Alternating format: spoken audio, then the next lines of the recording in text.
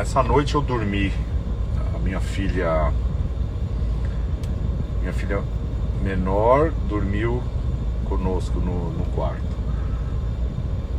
E muitos pais me falaram nessas férias que não sabia que o filho rangia, tipo, fazia barulho à noite, né? Então, o bruxismo nas crianças não é normal, porém é comum, né? Então, atrapalha os pais. Hoje eu tive dificuldade para dormir porque minha filha ficava, rangia alguns momentos. Então ela é um ser humano, como todo ser humano, range os dentes. Na Bíblia já falava várias situações de ranger de dentes. Então isso não é algo moderno, nada disso, tá? O que fazer nesses pacientes jovens, infantis, as crianças com ranger do dente? Não tem que fazer nada, né? Porque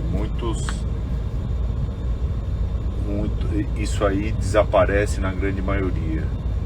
Só que em algumas crianças a gente tem que ficar esperto, porque eles desgastam os dentes permanentes, às vezes até quebram. E o terceiro motivo é que o pai atrapalha o pai, aquele barulho. Parece duas pedras, aquelas pedras pomes que usavam antigamente para limpar o pé. Parece que tá raspando duas pedras, né? Então daí você vai pensar em usar uma placa.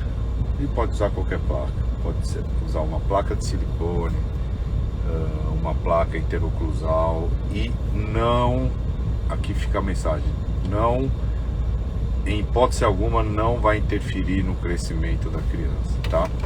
Eu geralmente, as poucas crianças que eu precisei colocar placa para o bruxismo, porque estavam desgastando faces dos dentes permanentes e teve fratura dos decíduos. Então nessas crianças eu coloquei.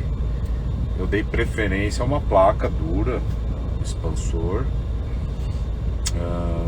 uma placa com expansor, com recobrimento oclusal, e vai ativando o expansor, vai ajustando ele, tá? Então a mensagem é: a criança é um ser humano, eles rangem os dentes. Leve no dentista, no odontopediatra ou no especialista em DTM, ou no teu dentista de confiança, para verificar se a criança está com prejuízo nas faces dos dentes, está com desgastes importantes nos dentes permanentes, ok? Claro que tem que colher os sintomas. Às vezes a criança tem cefaleia por apertar dente, é um ser humano, ok?